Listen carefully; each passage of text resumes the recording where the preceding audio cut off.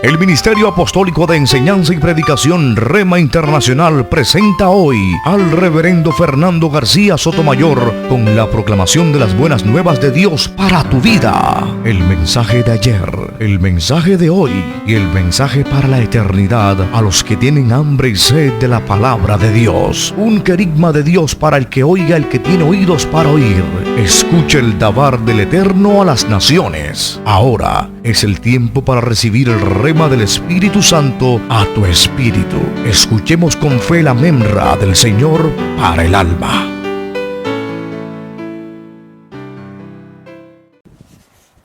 Dios les bendiga ricamente. Su gracia, su misericordia, su paz les estén alcanzando a todos, cada uno de ustedes. Quiero invitarles a que en el día de hoy dispongan sus corazones para escuchar la bendita y poderosa palabra de Dios. Quiero disertar en el Salmo 84, los versos 1 al 3. Vamos a escuchar lo que dice allí, la bendita y poderosa palabra del Señor. Salmo 84, 1 al 3. Cuán amables son tus moradas, oh Jehová de los ejércitos. Anhela mi alma, y aún ardientemente desea los atrios de Jehová. Mi corazón y mi carne cantan al Dios vivo. Aún el gorrión halla casa, y la golondrina nido para sí, donde ponga sus polluelos, cerca de tus altares, oh Jehová de los ejércitos, Rey mío y Dios mío. Amén. El Señor nos bendiga por esta maravillosa palabra. Quiero invitarles a orar y quiero que disponga su corazón para ser edificado con la predicación de la palabra del Señor. Bajo el título Motivos del culto, vamos a orar. Padre, nos encomendamos a ti, rogándote, Señor, en el nombre de tu Hijo amado, que por tu palabra nos bendigas y que la predicación de tu palabra alumbre nuestro entendimiento.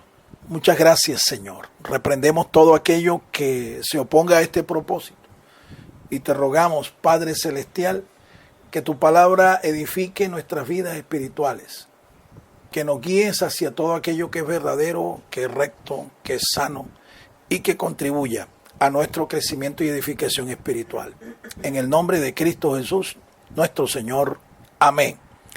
Bien, vamos a introducirnos después de leer el texto que fundamenta esta disertación. Vamos a introducirnos en unos conceptos, unas ideas que explican, ¿sí? Y que nos van a llevar a las tesis centrales de este tema tan importante, motivos del culto. Escuchemos con mucha atención. La realización del culto a Dios envuelve todo nuestro ser, espíritu, alma y cuerpo. El ser humano está capacitado de facultades físicas, emocionales y espirituales para rendir adoración. Así es. La Biblia nos enseña desde sus primeras páginas, cuando Dios creó al hombre, que lo hizo con facultades físicas, mentales, psicológicas y espirituales, con el propósito de que el hombre tuviera comunicación, tuviera contacto con todos los mundos que Dios había creado. Recuerden que Dios, el creador, no solamente hizo el mundo físico, el mundo material, Él también hizo el mundo espiritual. Y para que el hombre entonces tuviera contacto, tuviera un acercamiento a ambos mundos, creó a un ser con espíritu, con alma y cuerpo. Es decir, con un cuerpo físico, pero también con un cuerpo espiritual.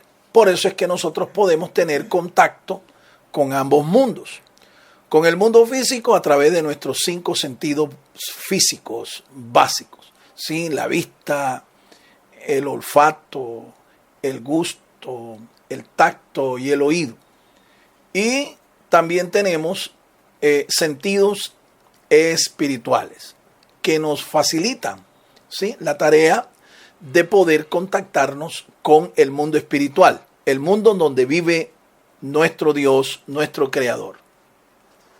Llegar a la casa de Dios debe ser motivo para rendir culto a Dios, sin olvidarnos que en este Kairos de Dios, Él ha hecho morar su Espíritu en nuestras vidas, porque nosotros somos templos de su Santo Espíritu. El culto cristiano debe ofrecerse con propósitos y motivaciones claras. Conozcamos los motivos principales por los que se debe rendir culto a la deidad. Muy bien, antes de declarar, sí, con claridad, ¿por qué motivos debemos rendir culto a Dios? Es importante que nosotros sepamos que nuestra naturaleza espiritual fue creada para estar en comunión con nuestro Creador. Así es que como somos seres esencialmente espirituales, por eso podemos tener comunión con nuestro Creador. Dios, que es un ser espiritual, como dicen las Escrituras. Dios es espíritu y los que le adoran es necesario que le adoren en espíritu y en verdad. Es un deleite realmente poder acercarnos a la casa de Dios, ¿sí?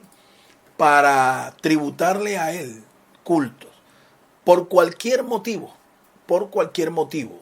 Dice aquí el salmista que es bienaventurado aquel hombre que se acerca a la casa de Dios para rendirle culto al Señor.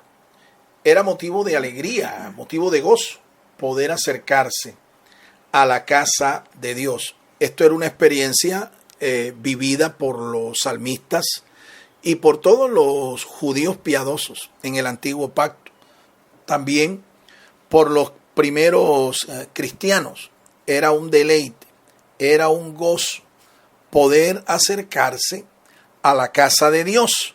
La casa que Dios mandó a que se le construyere para allí manifestar su presencia. De igual manera para nosotros debe ser un motivo de regocijo el poder acercarnos a la casa de Dios y disfrutar de su presencia. Ahora bien, estamos declarando aquí que existen motivos claros para nosotros acercarnos a la casa de Dios y rendirle culto. Vamos a estar conociéndolos. Número 1. Por una calamidad. Número 2. Por una enfermedad. Número 3. Por un dolor o tristeza. Número 4. Por una esperanza. Número 5. Por un desasosiego. Número 6. Por una alegría o victoria. Muy bien, estos son los motivos principales por los cuales un adorador, todo creyente piadoso, debe acercarse a la casa de Dios para rendir culto al Señor. Y recuerde, hemos venido aprendiendo que rendir culto a Dios no es solamente congregarse con todos los hermanos en la fe, de una manera colectiva, en el templo, en la casa de Dios. Para rendir culto a Dios también, nosotros tenemos que aprender a hacerlo en privado, ¿sí? En forma devocional, en forma íntima. Las dos formas son aprobadas por Dios, es más, son demandadas por Dios. Entonces, en este orden de ideas vamos a enfocarnos en el primer motivo. Hemos dicho que hay un primer motivo y es el siguiente. Por una calamidad. Job 1, 13 al 19.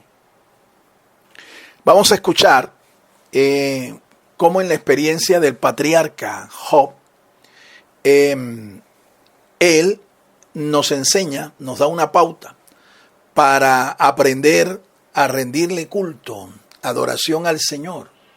No importa cuáles sean las circunstancias, aunque éstas sean calamitosas. Escuchemos cómo el patriarca sufrió más de una calamidad y con todo y eso, él no maldijo el nombre del Señor, ni maldijo otra a otra persona, sino que él adoró a Dios en medio y por razón de cada una de estas calamidades. Escuchemos el pasaje, que el pasaje es muy descriptivo. Job 1, 13 al 19. Y un día aconteció que sus hijos e hijas comían y bebían vino en casa de su hermano el primogénito. Y vino un mensajero a Job y le dijo: estaban arando los bueyes y las asnas paciendo cerca de ellos. Y acometieron los sabeos y los tomaron y mataron a los criados a filo de espada. Solamente escapé yo para darte la noticia. Aún estaba hablando cuando vino otro que dijo: fuego de Dios cayó del cielo, que quemó a las ovejas y a los pastores y los consumió. Solamente escapé yo para darte la noticia. Todavía estaba hablando, y vino otro que dijo: los caldeos hicieron 3 escuadrones y arremetieron contra los camellos y se los llevaron, y mataron a los criados a filo de espada, y solamente escapé yo para darte la noticia. Entre tanto que hablaba, vino otro que dijo: tus hijos y tus hijas estaban comiendo y bebiendo vino en casa de su hermano el primogénito. Y un gran viento vino del lado del desierto y azotó las 4 esquinas de la casa, la cual cayó sobre los jóvenes y murieron, y solamente escapé yo para darte la noticia. Bien, el pasaje, como dije, es muy descriptivo.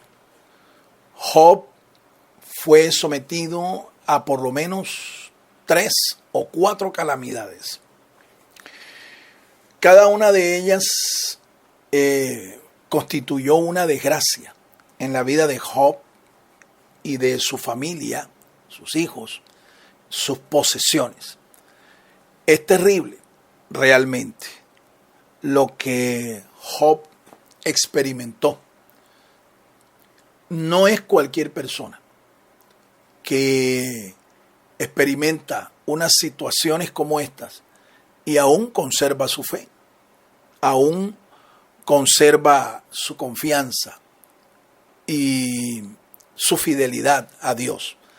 Sin embargo, después de él escuchar y de entender todo lo que le estaban informando, saber que había quedado prácticamente en la inopia, en la ruina, había quedado despojado hasta de sus hijos. Sin embargo, la reacción de Job es muy, pero muy sorprendente. Declaró Job: Jehová Dios quitó, Jehová dio, sea el nombre del Señor bendito. Y adoró al Señor. En otras palabras, adorar es rendirle culto a Dios. Él glorificó a Dios, él le rindió culto a Dios a pesar de tan terribles circunstancias. La pregunta del millón que nos podríamos hacer es si nosotros estaríamos también ante esas circunstancias reaccionando de la misma manera. Si nosotros seríamos capaces de glorificar a Dios a pesar de que experimentemos 1, 2 y 3 desgracias y calamidades como las que experimentó Job. Pero vamos a escuchar unos pensamientos que nos amplían más este cuadro tan terrible que nos muestra a un hombre rindiendo culto a Dios por una calamidad. Una calamidad puede ser la ruina de nuestros negocios. Una calamidad puede ser la pérdida total de nuestros bienes materiales. Una calamidad puede ser la muerte de nuestros familiares. Una calamidad puede ser el abandono de un ser amado. Eso fue lo que experimentó el patriarca, ¿sí? Él experimentó pérdida tras pérdida de estas cosas. Sus bienes, sus hijos, sus posesiones y hasta la esposa. La esposa él la perdió porque esta mujer, cuando vio la reacción de Job, lo que literalmente nos deja entender el escritor sagrado es que esta mujer maldijo a Dios y quiso que Job también lo hiciera. Pero Job la trató como lo que era, una mujer necia. Tal vez una mujer que lo que tenía sus ojos puestos era en sus posesiones, su estatus socioeconómico, y no en el Dios que les había provisto de todas estas cosas. Por eso Job la trató de esta manera, una mujer necia, una mujer insensata, una mujer vacía de principios espirituales. En Colombia, ustedes conocen que la Academia de la Lengua premió, la Academia Nobel de la Lengua premió a un escritor colombiano. A él le dicen popularmente Gabo, su nombre es Gabriel García Márquez. Estuve leyendo hace un tiempo no sus novelas, sino unos ensayos que él hizo sobre la vida matrimonial. Y es interesante lo que este hombre dijo. Dijo algo que me quedó impregnado. Él dijo, no hay una carga más pesada que una mujer hueca, una mujer vacía. No hay carga más pesada que una mujer hueca, una mujer vacía. Y este es el caso de la mujer de Job. Esta mujer de pronto era de buen parecer, de pronto tenía gracia física, un buen parecer, ¿sí? Era una mujer de una figura de pronto atractiva, pero era como una cerámica. Las cerámicas son bellas, pero si usted nota, las cerámicas son huecas. Gabriel García Márquez dijo esto, y esto es una gran verdad. Por eso es que una mujer piadosa está llamada realmente a ser una mujer llena de principios, digna de alabanza, ¿sí? Que su esposo y sus hijos la alaben, y no como en el caso de Job, que tuvo que calificar a esta mujer de insensata, de hueca, de necia, de vacía, ante las circunstancias que ambos experimentaron. Porque la pérdida no fue solamente para Job, la pérdida también fue para ella. Ellos estaban casados, ellos eran una pareja de esposos, ¿sí? Pero debemos fijar antes los ojos, mucho más en la actitud, la reacción de Job, que en la de esta mujer. Y aprender a que cuando nosotros experimentamos una calamidad doméstica, una calamidad familiar, nosotros aprendamos a reaccionar de una manera correcta, tributando a Dios honor, gloria y alabanza. Segundo, por una enfermedad. Salmo 77, 10 al 15. Dije, enfermedad mía es esta. Traeré pues a la memoria los años de la diestra del Altísimo. Me acordaré de las obras de Jah. Sí, haré yo memoria de tus maravillas antiguas. Meditaré en todas tus obras y hablaré de tus hechos. Oh Dios, santo es tu camino. ¿Qué Dios es tan grande como nuestro Dios? Tú eres el Dios que hace maravillas. Hiciste notorio en los pueblos tu poder. Con tu brazo redimiste a tu pueblo, a los hijos de Jacob y de José. Selah. Bien. Esta expresión Selah es un llamado para hacer un silencio y meditar. Un silencio musical para meditar. Tanto el que estaba interpretando el cántico como los que estaban oyéndolo. Y los que estaban participando también en la interpretación de los instrumentos que acompañaban este cántico. El autor de este salmo evidentemente aquí da testimonio de algo que es un motivo más para rendir culto a Dios, es decir, por una enfermedad. Este hombre tenía una enfermedad y daba testimonio de que aún en medio de la enfermedad era necesario que él rindiera culto a Dios, alabanza a Dios, y esto es lo que él hace. Cada una de estas palabras lo que hacen es exaltar el carácter de Dios, exaltar sus obras. Eso es igual a rendir adoración, rendir alabanza, rendir culto al Señor. Pero escuchemos, unas ideas aquí que nos aclaran un poco más el sentido, el significado de lo que es rendirle culto a Dios, aún en medio de una enfermedad. El salmista Asaf lo hacía día y noche. Salmo 77:2.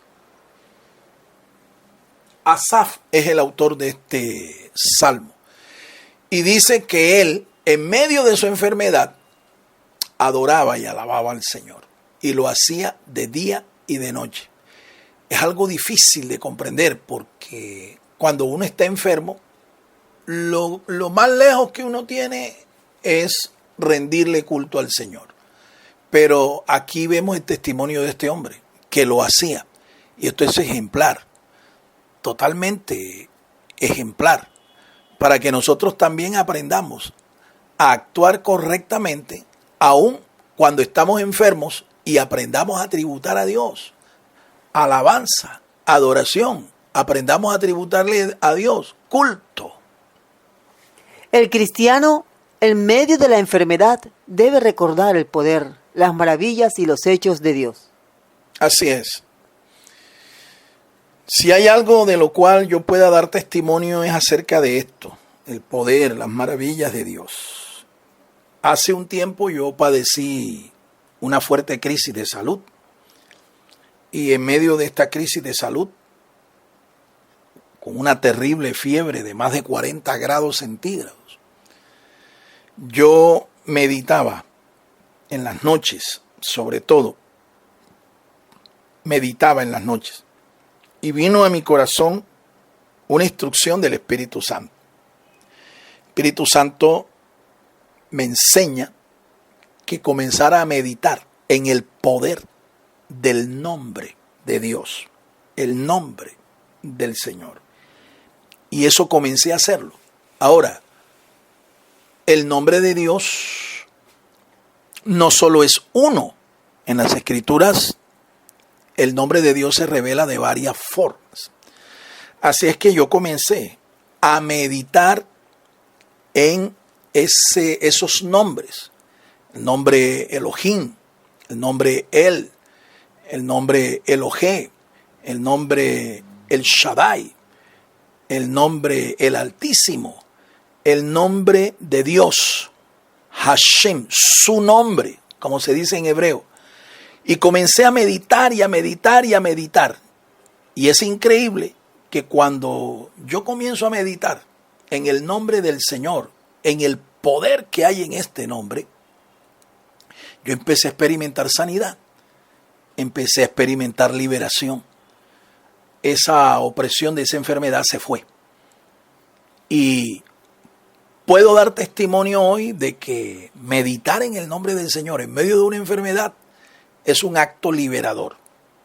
Dios te puede sanar, ¿sí? Si tú aprendes a meditar en su nombre. Tercero, por un dolor o tristeza. Salmo 18:6 y primer libro de Samuel 1:4-17. Bien, estos pasajes nos muestran también que aún en medio de las tristezas, uno debe rendir culto a Dios, uno debe adorar a Dios, aún en medio de la tristeza. Así es, y es algo que es paradójico, repito, porque una persona que tenga un momento de tristeza en su vida,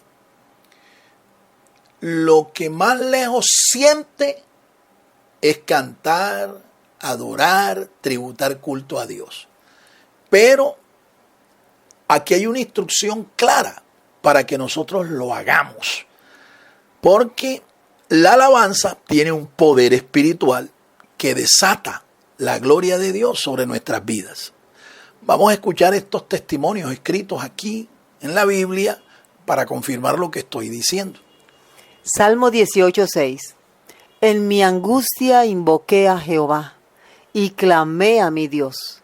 Él oyó mi voz desde su templo y mi clamor llegó delante de él a sus oídos. Primer libro de Samuel, capítulo 1, versos 4-17.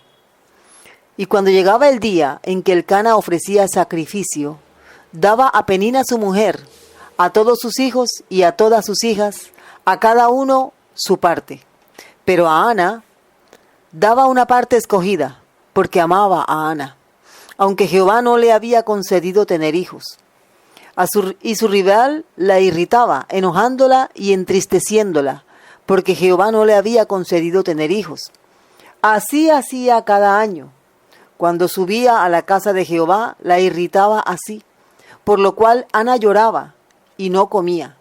Y Elcana, su marido, le dijo: Ana, ¿por qué lloras? ¿Por qué no comes? ¿Y por qué está afligido tu corazón? ¿No te soy yo mejor que 10 hijos? Y se levantó Ana después que hubo comido y bebido en Silo. Y mientras el sacerdote Elí estaba sentado en una silla junto al pilar del templo de Jehová, ella con amargura de alma oró a Jehová y lloró abundantemente.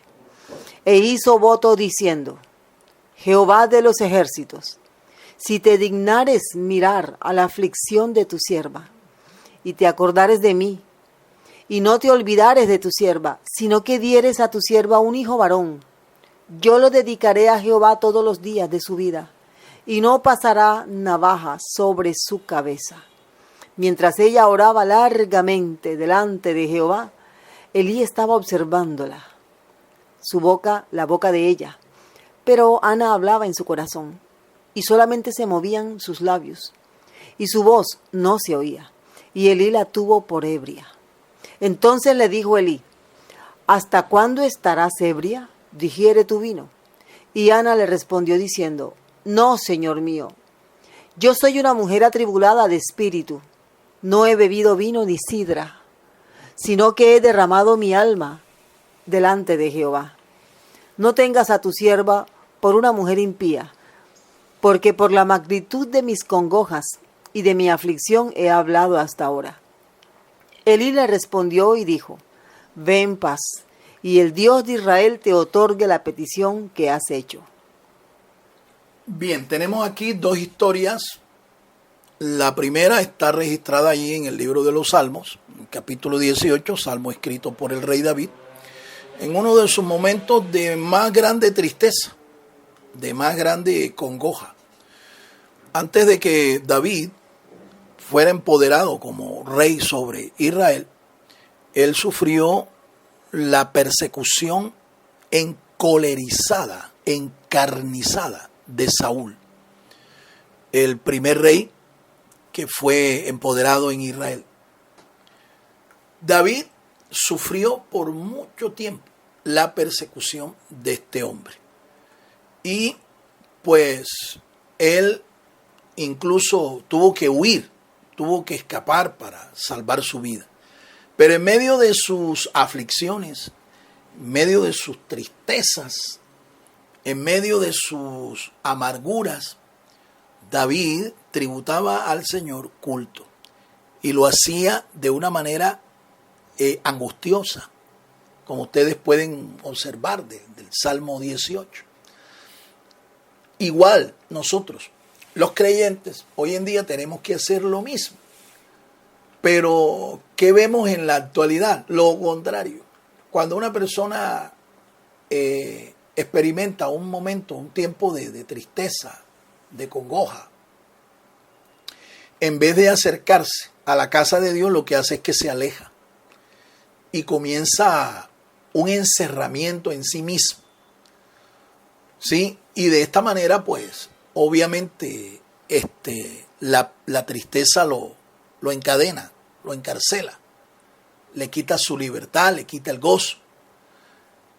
Todo lo contrario sucediera en la vida de una persona si en vez de encerrarse, en vez de apartarse de la casa de Dios, se acercara a la casa de Dios.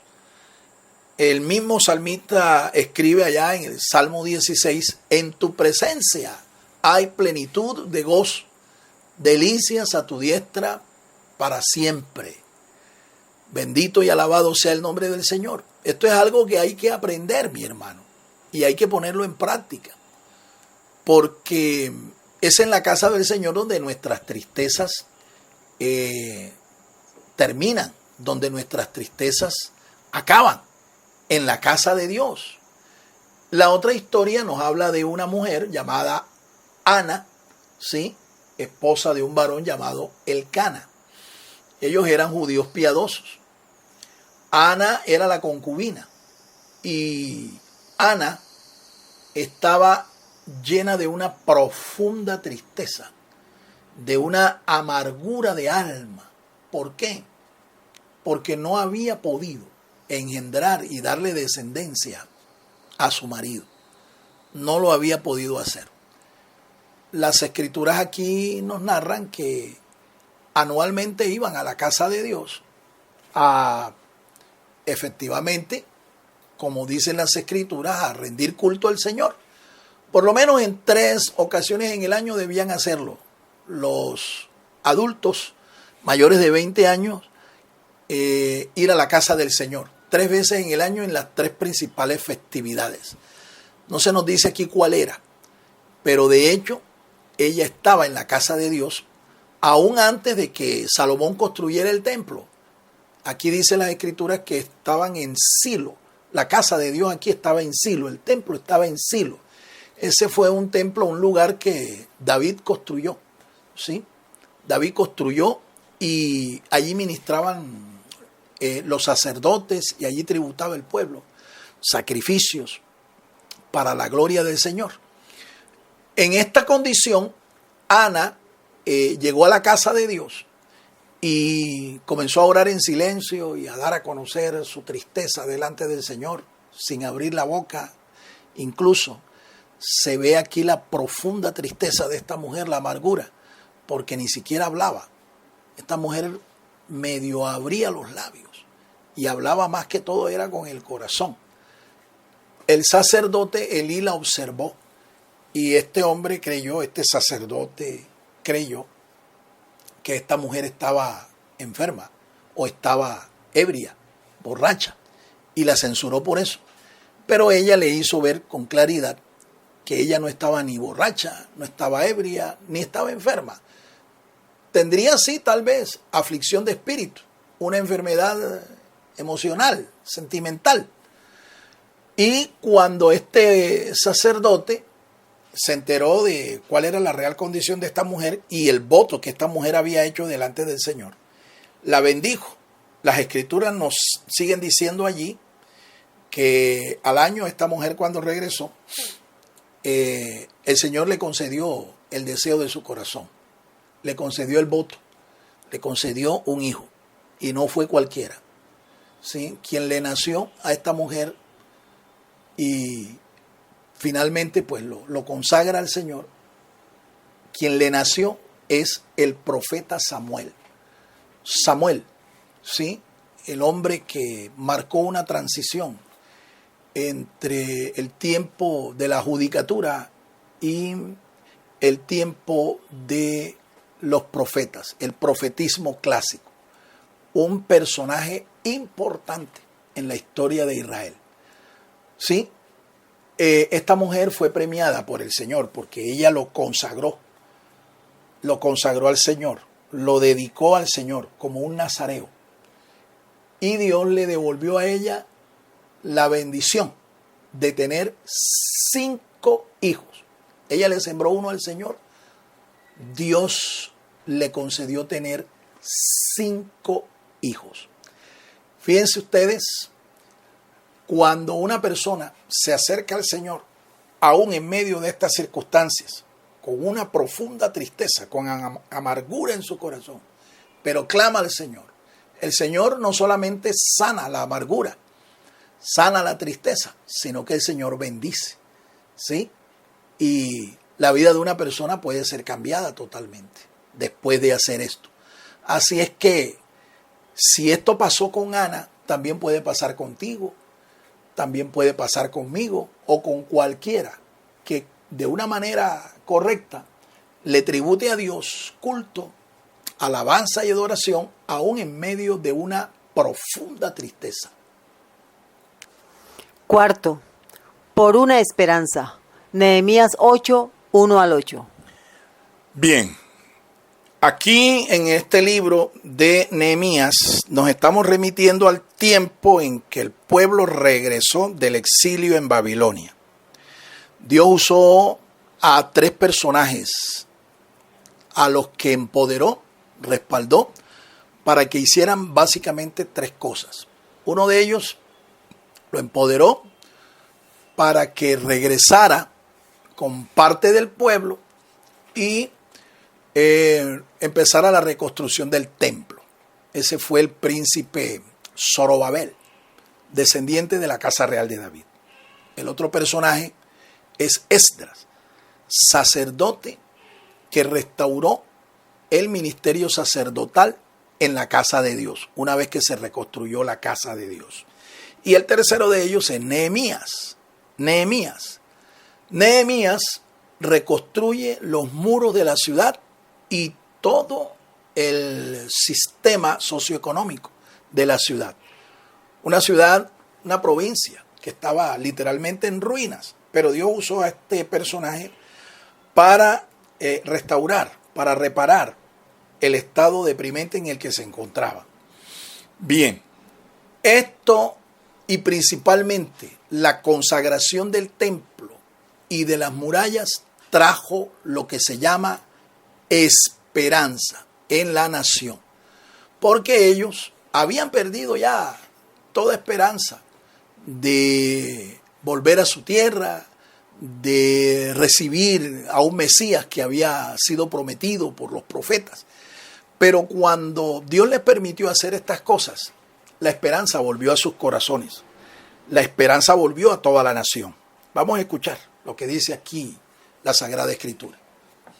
Nehemías 8, 1 al 8. Y se juntó todo el pueblo como un solo hombre en la plaza que está delante de la puerta de las aguas. Y dijeron a Esdras, el escriba, que trajese el libro de la ley de Moisés, la cual Jehová había dado a Israel.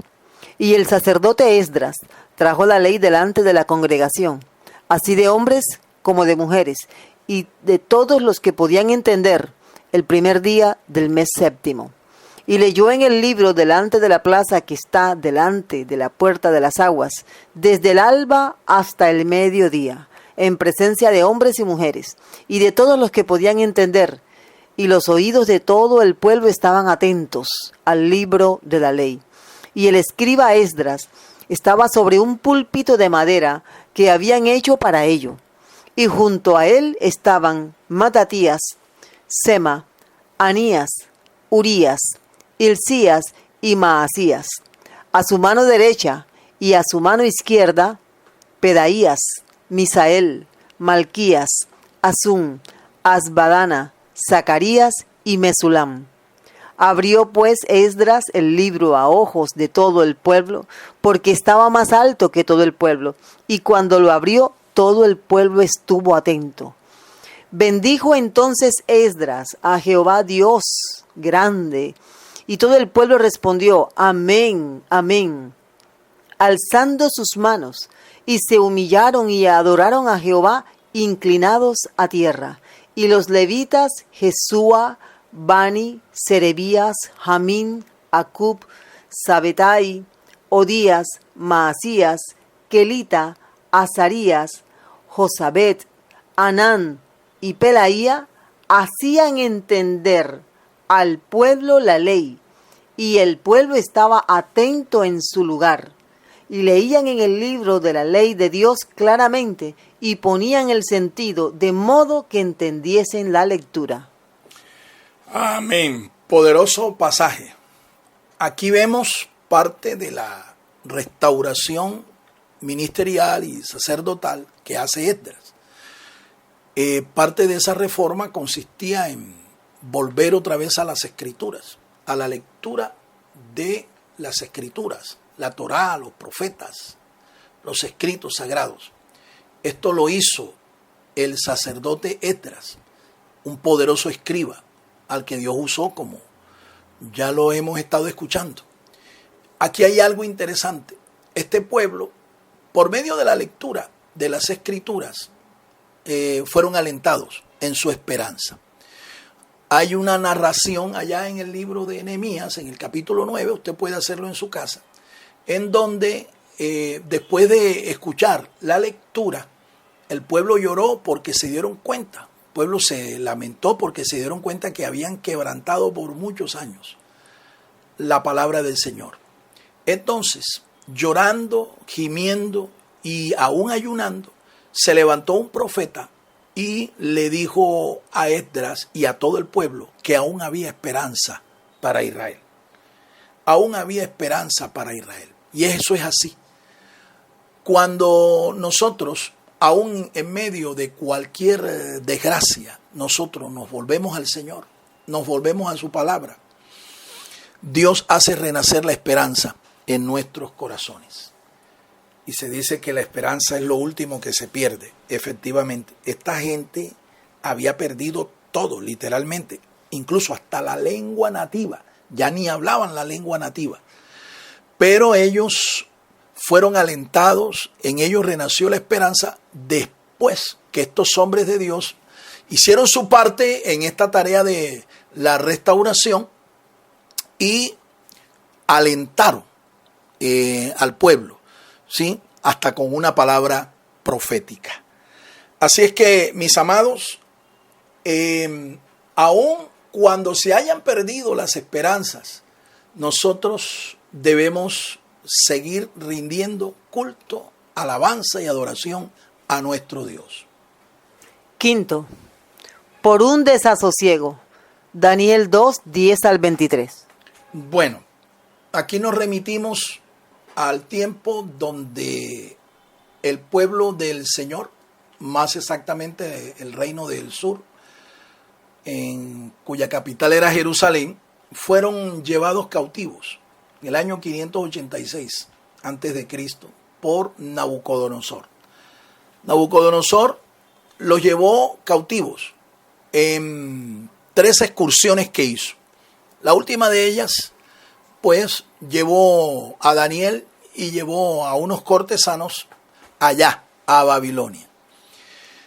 Y estando ya en Babilonia, en esa condición ya de esclavitud, en el exilio, lejos de la tierra santa, lejos de la casa de Dios, lejos de su familia, Daniel, siendo apenas un joven, él, en medio de estas circunstancias tan terribles, donde toda paz, toda quietud habían perdido, él se acerca a Dios y se consagra al Señor, se consagra al servicio del Señor. En medio de este desasosiego, es igual, nosotros tenemos que hacer lo mismo. Aunque las circunstancias sean terriblemente adversas, aunque ya se haya perdido la paz, la tranquilidad, sin embargo nosotros podemos recobrar esto si nosotros nos acercamos al Señor. Porque Dios no solamente es un Dios de cerca, Dios también es un Dios de lejos. Esto fue lo que hizo Daniel. Daniel estaba lejos de su tierra, lejos de la casa de Dios, lejos de su familia, pero se acerca a Dios porque el Señor había prometido que aún estando ellos en el exilio, si ellos le oraban, se acercaban a Él, Él los iba a escuchar.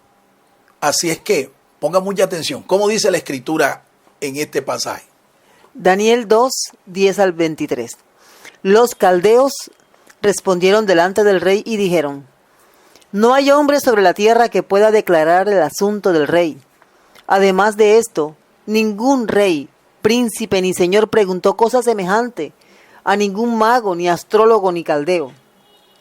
Porque el asunto que el rey demanda es difícil, y no hay quien lo pueda declarar al rey, salvo los dioses cuya morada no es con la carne. Por esto el rey, con ira y con gran enojo, mandó que matasen a todos los sabios de Babilonia, y se publicó el edicto de que los sabios fueran llevados a la muerte, y buscaron a Daniel y a sus compañeros para matarlos. Entonces Daniel habló sabia y prudentemente a Arioc, capitán de la guardia del rey, que había salido para matar a los sabios de Babilonia. Habló y dijo a Arioc, capitán del rey: ¿cuál es la causa de que este edicto se publique de parte del rey tan apresuradamente? Entonces Arioc hizo saber a Daniel lo que había. Y Daniel entró y pidió al rey que le diese tiempo y que él mostraría la interpretación al rey. Luego se fue Daniel a su casa e hizo saber lo que había a Ananías, Misael y a Azarías, sus compañeros, para que pidiesen misericordias del Dios del cielo sobre este misterio, a fin de que Daniel y sus compañeros no pereciesen con los otros sabios de Babilonia. Entonces el secreto fue revelado a Daniel en visión de noche, por lo cual bendijo Daniel al Dios del cielo. Y Daniel habló y dijo: sea bendito el nombre de Dios de siglos en siglos, porque suyos son el poder y la sabiduría. Él muda los tiempos y las edades, quita reyes y pone reyes, da la sabiduría a los sabios y la ciencia a los entendidos. Él revela lo profundo y lo escondido, conoce lo que está en tinieblas, y con él mora la luz. A ti, oh Dios de mis padres, te doy gracias y te alabo, porque me has dado sabiduría y fuerza, y ahora me has reservado lo que te pedimos, pues nos has dado a conocer el asunto del rey. Bien, como he explicado, Daniel llega a la corte de Babilonia, del rey de Babilonia, Nabucodonosor, siendo apenas un jovencito. Allí se consagra, ¿sí? Él solicita que su dieta no sea la que el rey le proporciona. Esto le fue concedido y Dios llenó de gracia no solo a Daniel, sino también a sus compañeros, Misael, Ananías, Azarías. Y Daniel crece allí en la corte del rey. Cuando él llega a su vida adulta, llega a convertirse en un asesor del rey. El rey tenía una corte de asesores, muchos de ellos eran magos, eran sabios con toda la sabiduría de Babilonia. Y en esa corte Daniel hizo parte. Siendo ya un cortesano, las escrituras nos dicen aquí en el capítulo 2 de la profecía de Daniel que el rey de Babilonia, Nabucodonosor, tuvo un sueño. El problema era que él no recordaba el sueño, ni mucho menos pues tenía entendimiento de lo que ese sueño significaba. Este hombre consultó a toda su corte y nadie le dio ni siquiera una pista de lo que significaba el sueño, ni mucho menos cuál había sido el sueño. Lleno de ira, de una manera inexplicable, este hombre sentenció a muerte a todos sus cortesanos. Promulgó un edicto en donde si no le respondían cuál había sido el sueño y su significado, todos iban a morir. Entre esos estaba Daniel. Daniel sin tener la culpa de nada de esto. Sin embargo, cuando Daniel se entera, pide, ¿sí?, que le den un tiempo, ¿sí?, para él meterse en la presencia de Dios. Para él hacer una vigilia nocturna y buscar en el Señor la respuesta a este misterio, ¿sí?, que el rey estaba proponiendo. Y efectivamente, en esa búsqueda, en vigilia, Daniel y sus amigos reciben de parte de Dios no solo la visión, el sueño que había tenido el rey, sino también su significado. Fíjense ustedes cuál fue la actitud de Daniel cuando se entera de que su vida pende de un hilo, de que está en un profundo desasosiego, ¿sí? Fíjense cuál fue la actitud del profeta, ¿sí? Se mete en la presencia de Dios a buscar respuesta en Dios y Dios se la da. Dios le concedió no solo el significado, sino aún el mismo sueño misterioso que había tenido el rey. Esto obviamente pues llenó el corazón del rey, ¿sí?, cuando Daniel le explica. Y no solo llena el corazón, sino que esto también exaltó el nombre del Señor Y también el rey recompensó y dignificó, ¿sí?, a Daniel y a sus amigos y al Dios de Daniel. Al parecer, Nabucodonosor se convirtió al Dios de Israel después de este acontecimiento. Así es que, igual, nosotros, en medio de cualquier desasosiego, en vez de desesperarnos, en vez de angustiarnos, en vez de atemorizarnos, lo que tenemos es que adorar al Señor, tributar a Dios alabanza, cánticos de liberación. Y Dios se va a glorificar en nuestras vidas y en cualquier circunstancia o desasosiego que nosotros estemos viviendo. Un creyente debe colocar en Dios sus angustias, sus cargas y todas sus ansiedades. Primera de Pedro 5:7. Dice aquí el apóstol, echando toda vuestra ansiedad sobre Él porque Él tiene cuidado de nosotros. Esto es lo que hay que hacer. En vez de dejarte oprimir por una ansiedad, por un desasosiego, usted debe descargarlas en el Señor. Sexto, por una alegría o victoria. Segundo libro de Crónicas 15:10 al 15 y 14:2 al 4. Fíjense ustedes que estamos planteando que por cualquier circunstancia, ya sea una circunstancia negativa, adversa, o una circunstancia gozosa, positiva, debemos rendirle culto al Señor. No es solo, ¿verdad? Bueno, y es hasta fácil, ¿sí? Cuando las cosas van bien, cuando todo es gozo, alegría, todo es color de rosas. Pero también hemos aprendido que en cualquier circunstancia, por muy adversa que sea, tenemos que aprender a tributarle al Señor culto. Primer libro de Crónicas, segundo libro de Crónicas 15:10 al 15. Se reunieron pues en Jerusalén en el mes tercero del año 15 del reinado de Asa. Y en aquel mismo día sacrificaron a Jehová del botín que habían traído 700 bueyes y 7,000 ovejas. Entonces prometieron solemnemente que buscarían a Jehová, el Dios de sus padres, de todo su corazón y de toda su alma, y que cualquiera que no buscase a Jehová, el Dios de Israel, muriese, grande o pequeño, hombre o mujer. Y juraron a Jehová con gran voz y júbilo, al son de trompetas y de bocinas. Todos los de Judá se alegraron de este juramento, porque de todo su corazón lo habían jurado, y de toda su voluntad lo buscaban, y fue hallado de ellos, y les dio Jehová paz en todas partes. Este pasaje nos muestra un episodio en el que el rey Asa, este rey es uno de los 4 reyes justos en todo el reino del sur, tuvo una victoria militar, ¿sí?, contra sus adversarios.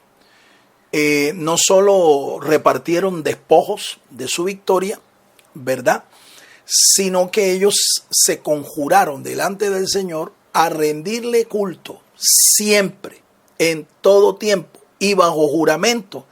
Aquellos que no lo hicieran serían liquidados, serían aniquilados. Increíble. El rey Asa estableció una ordenanza que aquel que no le rindiera culto a Dios fuera aniquilado. ¿Qué tal si eso lo hiciéramos en este tiempo? Yo pienso que habría que aniquilar, mejor dicho, gente cada domingo, porque en el día del Señor, el día en que se debe rendir culto a Dios, mucha gente no lo hace, muchos cristianos no lo hacen. Entonces, evidentemente son cristianos nominales, son cristianos de nombre, no más, de boca, pero no lo son de corazón. Caen en la categoría de aquellos que dijo el profeta Isaías: este pueblo de labios me honra, pero su corazón está lejos de mí. El rey Asa fue uno de los 4 reyes justos que gobernaron en el reino del sur, junto con Josafat, junto con Ezequías, junto con Josías. Este hombre decretó que era una obligación rendirle culto a Dios. Y la verdad es que esto no debió ser gravoso para nadie, ¿sí? Porque lo hizo en un momento en el que el pueblo se regocijaba por una victoria, Entonces, este es un motivo también para nosotros en el día de hoy, para rendirle culto al Señor. Cuando Dios te concede una victoria, ya sea en tu trabajo, en tu familia, en tu comunidad, en tu institución educativa, en donde quiera que estés, si Dios te concede a ti una victoria contra alguno de tus enemigos, de tus opositores, de tus detractores, esto es un motivo para rendirle culto inmediatamente al Señor. Un culto de alabanza, un culto de gratitud al Señor. Concluimos. Nuestras vidas están llenas de momentos de calamidad, de enfermedad, de dolor, de tristezas, de apremios, de esperanzas, de alegrías y victorias. En cada uno de estos momentos podemos ver la mano de Dios obrando. Por tanto, como el salmista debemos proclamar: bendeciré a Jehová en todo tiempo. Su alabanza en mi boca estará. En Jehová se gloriará mi alma. Lo oirán los mansos y se alegrarán. Engrandeced a Jehová conmigo, exaltemos aún a su nombre. Busqué a Jehová y él me oyó, y de todos mis temores me libró. Amén. Hagamos eso que dice el salmista. Ustedes deben saber, deben recordar que el libro de los Salmos es un himnario en realidad. Y quisiera terminar con esas palabras de ese salmo, con este cántico. Un cántico que está basado en estas líneas. Bendeciré a Jehová en todo tiempo. Su alabanza en mi boca estará. En Jehová se gloriará mi alma. Lo oirán los mansos y se alegrarán.